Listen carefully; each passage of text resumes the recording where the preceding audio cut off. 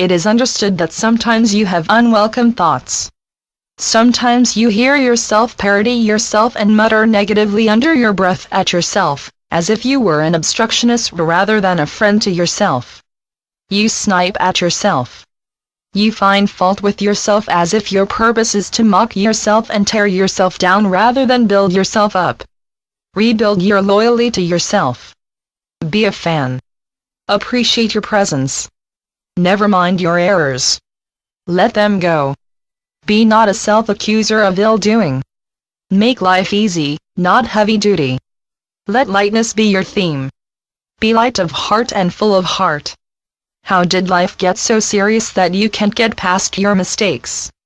Sometimes you count them over again and again, and pin your mistakes up on a bulletin board, as if you must have them to indict yourself and keep yourself down. Better to build yourself up. Must you be your own opponent? Must you be an old crabby teacher you once had instead of a loving one? Who was the best teacher you ever had? She or he saw something in you that you are now to see in yourself. As you treat yourself, you treat the world. No more mudslinging. No more punishing thoughts to lash yourself with. Be kind to yourself. Be welcoming. Forgive yourself your trespasses. Forgive yourself your inexorable fault-finding. Release yourself from bondage. There is no virtue in flattening your spirits. Upon what smallness do you blast yourself with? Is this extreme disregard you keep yourself in? Is this some kind of contorted ego? Is it some kind of alter ego that wants to keep you down? Get up before the count of 10. If you cannot be the best of all in this moment, at least don't allocate yourself to be the worst of all.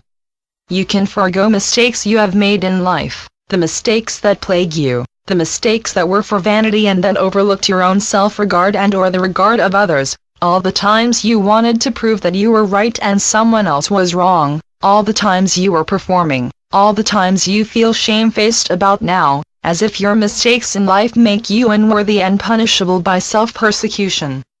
You just can't get over your mistaken ideas and where they led you to. Get those nagging thoughts out of your mind. A big mistake you make is to encumber yourself now with thoughts of errors which you cannot undo. What you can do is let yourself off the hook and start anew. You may prefer to penalize yourself rather than to be an outright fool, yet, who but a fool would punish himself because he didn't know better? Can this be some kind of ego impairment making you squirm? Many mistakes come from some kind of ego misrepresentation of yourself. This is more embarrassment than guilt.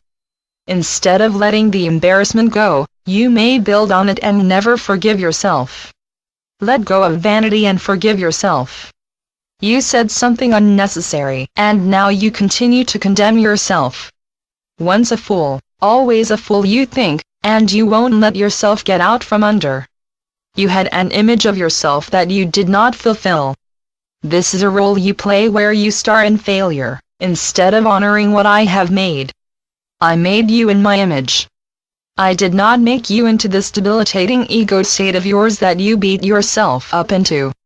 What is self-punishment but a life sentence you impose upon yourself? Tear up that arrest order you propounded against yourself. This is arrested development. Get unstuck. Give yourself a break from old perception. Come out of the shadows.